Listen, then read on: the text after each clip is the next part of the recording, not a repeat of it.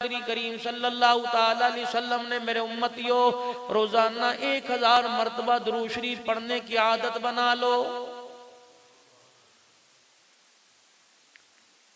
तुम्हारी मर्जी दुरूद इब्राहिमी पढ़ो या जो दुरूद शरीफ पढ़ो या सल्लल्लाहु अलैहि वसल्लम पढ़ो। मैं रमजानुल मुबारक में मेरे अजीजों एक जुमा मैंने सक्खर की शाही जामा मस्जिद के अंदर पढ़ाना था, लेकिन कोरोना की वजह से मैंने एक बड़े घर के अंदर पढ़ाया। वहाँ एक अल्लाह का वली मिला, हाजी मोहम्मद यूनुस साहब। कहने लगे मौलाना डॉक्टर हफीजुल्लाह आरफी रहमतुल्लाह अलैह को जानते हो? मैंने कहा जी, बहुत बड़े अल्लाह के वली थे। जन्नतुल बकी में सहाबा इकराम के कदमों में आराम फरमा रहे हैं कि जब अरब वाले तदफीन करते हैं कोई ऐसा केमिकल कब्र के अंदर डाल देते हैं कि 5 साल के बाद हड्डियां सुरमा बन जाती हैं। एक एक वक्त में 8-8, 10-10, 15-15 जनाजे।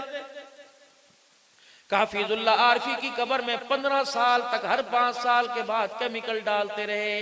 15 साल, 5 साल के बाद कब्र से बाहर निकाला, 10 साल के बाद कब्र से बाहर निकाला, 15 साल के बाद निकाला। कफन भी वैसा, जिस्म भी वैसा था। अरब के मुफ्तियान कराम ने वहां कब्र के ऊपर लिख दिया कि इस कब्र को क़यामत तक खोलने की इजाजत नहीं है।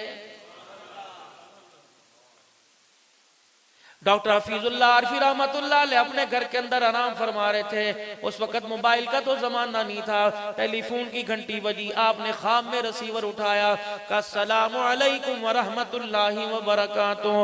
सलाम का जवाब दिया। फरमाया कौन है? अर्ज की कौन है? का बेटे तू हमें कहाँ पहचानेगा, तू हमें याद ही नहीं करता। मैंने कहा बताओ तो सही कौन है? कि मैं तेरी माँ आयशा सिद्दीका रजी अल्लाह तआला अन्हा हूँ। मैंने कहा अम्मा जान बताओ तो सही आज क्यों आई, क्या बात है? कि मेरे बेटे मैं तेरे से गिला करने आई, मेरे बेटे मैं तेरे से शिकवा करने के लिए आई। अम्मा जान बता क्या शिकवा है? कि बेटा तू रात को जब भी दुरूद शरीफ पढ़ता है सरकार पे पढ़ता है, हमारे पे नहीं पढ़ता।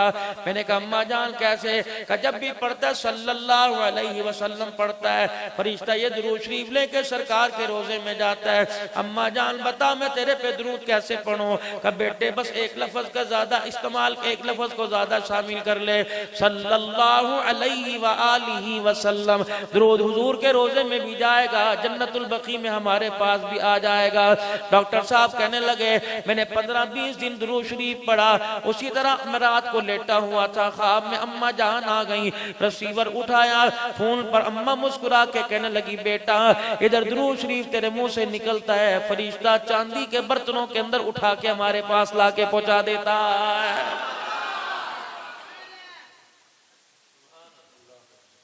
1000 मरतबा दुरूद शरीफ पढ़ो, मौत नहीं आएगी जब तक जन्नत के अंदर अल्लाह घर नहीं दिखा देंगे।